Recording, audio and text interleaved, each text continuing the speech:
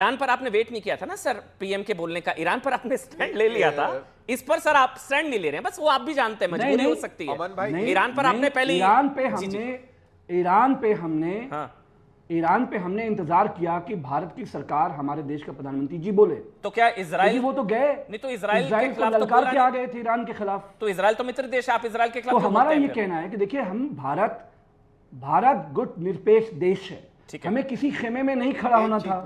आखिर आज ईरान के सामने भारत को सॉफ्ट होना पड़ा, आपको एम्बेसी जाना पड़ा, आपको साइन करना पड़ा, क्योंकि हमारे रिश्ते बेशक इजराइल ने के भारत के स्ट्रेटेजिक रिश्ते हैं, लेकिन ईरान पे डिपेंडेंसी हमारी भारत के लोगों की ज्यादा है। बिल्कुल, ईरान भी मित्र देश है, हमारी इजराइल दोस्ती भी है। मित्र देश है। बिल्कुल ठीक है, फिर मैं आ रहा हूं प्रदीप, फिर मैं आ रहा हूं 30 सेकंड में आ रहा हूं प्रदीप। ईरान बहुत मित्र देश है, बिल्कुल माना, इसमें कोई दो राय नहीं बिल्कुल है। अमीक भाई ठीक कह रहे हैं, सदियों से हमारा हाँ।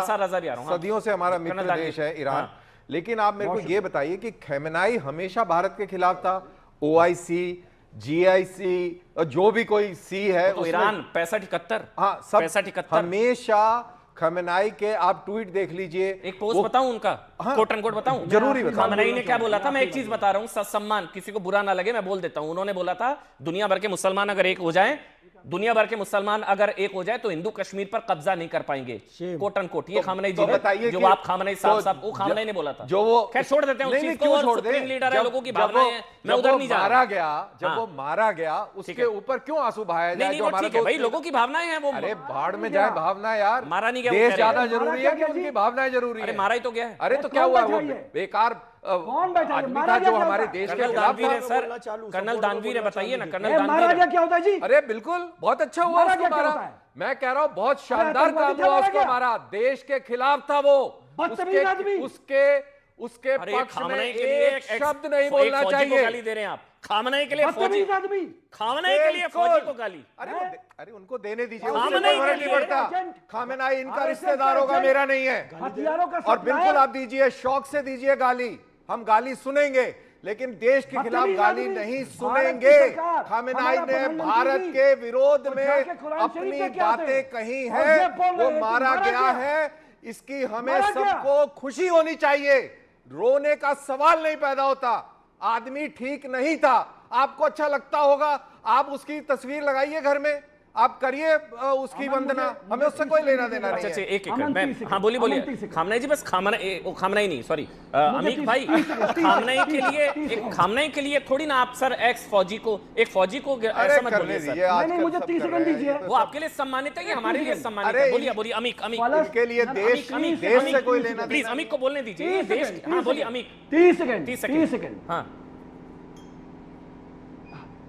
फलस्तीनियों का नरसंहार करने वाला अटल बिहारी ने कहा कि इजरायलियों को अरबों की जमीन खाली करनी पड़ेगी।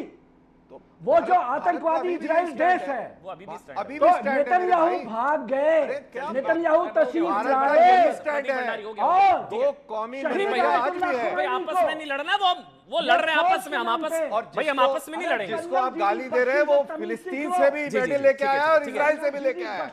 समझ सर, आप एक तो ना आराम से सर, मुझे डर लग रहा है, पसीने आ रहे हैं, पानी पी लीजिए। लाइट भी बंद हो रही है, बंद जल ठीक है अमीक भाई, फिर वही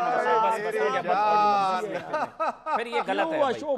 वो आपके लिए, खामनेई के लिए आप एक फौजी को ऐसा बोल रहे हैं सर, गलत है, ये नहीं बोलना चाहिए। बीमार लोग, प्लीज रिक्वेस्ट है, ये बीमार लोग। चलिए नहीं बस हो गया, अरे हटा दीजिए, सब नहीं करना, हटा दीजिए बस। अरे प्रदीप आप बोलिए, प्रदीप भाई आप बोलिए, फिर अंसार रजा जी, और मैं वज़ा जी आपके पास आ रहा हूँ। प्रदीप भंडारी आप बोलिए। बीमार भाई, अमीक भाई अमन जी, हाँ बोलिए।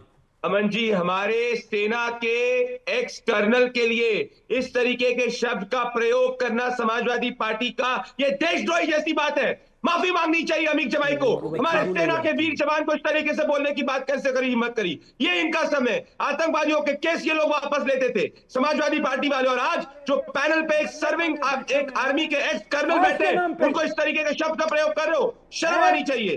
अपने आप को फौज से जोड़ के अमन जी नहीं, सुनिए आप अमीक, पाकिस्तान के खिलाफ मैं सारी चीजें आपका अमीक ऑडियो पाकिस्तान के प्रदीप हो गया। मैं कह रहा हूं जितने भी लोग देख रहे हैं भाई, मैं कह रहा हूं खामनेई सुप्रीम लीडर आपके लिए सम्मानित हैं, लेकिन खामनाई के लिए, किसी पूर्व फौजी के लिए इस तरह के शब्दों का इस्तेमाल करना ठीक नहीं माना जाता है। आपके लिए सम्मानित होंगे, देश के लिए सम्मानित जो है हमारे देश की सेना से जुड़े लोग हैं, मेरे ख्याल से आपको नहीं बोलना चाहिए, जो कि गलत है। जो कि आपने शब्दों का इस्तेमाल किया, वो आप खामनाई के लिए शब्द का इस्तेमाल बोल देंगे, आप डिबेट छोड़ जाएंगे, गलत है ना, इसलिए नहीं बोलना चाहिए। बस हो गया। प्रदीप आप बोलिए, सबको ऑडियो बंद, एक एक करके, हम नहीं होंगे, पर्सनल नहीं होंगे। हाँ बोलिए आप, प्रदीप आप बोलिए प्लीज, जल्दी से 40 सेकंड, फिर अंसार रजा जी और वज़ा जी आ रहा हूं, जल्दी से प्लीज। अमीक जमाई ने अभी तक, छोड़ दीजिए, आगे बढ़ जाइए, अमीक से आगे बढ़ जाइए, टॉपिक की बात करिए, आगे बढ़ जाइए। पाकिस्तान के खिलाफ एक शब्द समाजवादी पार्टी के प्रवक्ता ने नहीं बोला। इन्होंने बोला कि भारत के प्रधानमंत्री ने ईरान पे कोई ट्वीट नहीं किया, झूठे।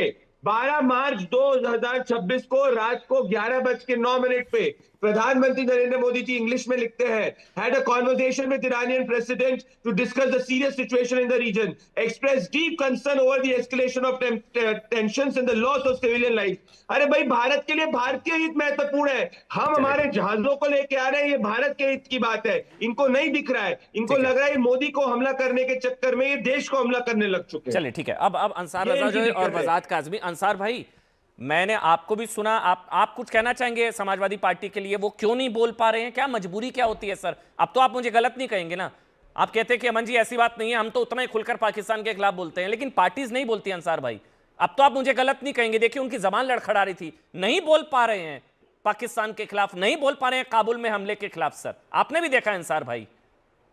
अमन जी दो बातें मुझे कह लेने दीजिए, फिर उसके बाद जो आप प्लीज अंसार भाई प्लीज। दूंगा। आपने बार बार एक बात कही अमीक जामई को कि आप क्यों नहीं बोल रहे, क्या वोट बैंक का सवाल है, क्या वोट बैंक का सवाल है, क्या मतलब इसका मतलब ये हुआ कि अगर समाजवादी पार्टी पाकिस्तान के खिलाफ बोल देगी तो क्या मुसलमानों को वोट नहीं देगा, ये कहना चाह रहे हैं आप? नहीं, मैं नहीं कह रहा हूँ, ऐसा सोचती है मतलब आप उनको गलत साबित करिए, मुसलमानों को आप पाकिस्तानी कहना चाह रहे हैं, ये मैसेज समाजवादी पार्टी दे रही है, यही बात है ना, उनको गलत साबित करिए प्लीज। सुनिए आप बिल्कुल अंसार भाई।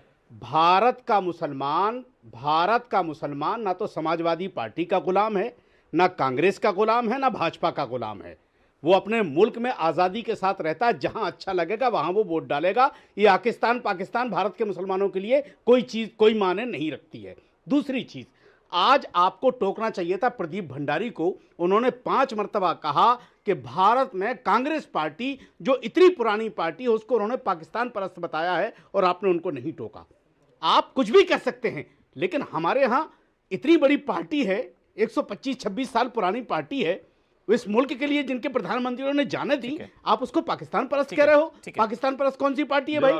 कौन सी पार्टी है? हमने तो बीजेपी को नहीं कहा, जबकि बीजेपी ने बगैर प्रधानमंत्री के मोदी ने शपथ नहीं ली। प्रदीप जब तक आपने नवाज शरीफ को यहाँ नहीं बुला लिया, आपने शपथ नहीं ली, आप चलेगा उनके यहाँ बिरयानी खाने, वो पाकिस्तान परस्त नहीं है। जवाब दे रहे कांग्रेस को कैसे मैं बताता हूं, जिसको पाकिस्तान का आतंकवादी हाफिज सईद एंडोर्स करे, जो 26/11 आतंकवादी हमले के बाद में पाकिस्तान को क्लीन चिट देके बोले वो आरएसएस की साजिश है, जो ऑपरेशन सिंदूर में पाकिस्तान की लाइन ले। सर आईएसआई को पठानकोट में कांग्रेस ने बुलाया था, ये सच्चाई बात है। प्रधानमंत्री मोदी जी ने शपथ ग्रहण में कांग्रेस ने बुलाया था, बिरयानी खाने कांग्रेस गई थी।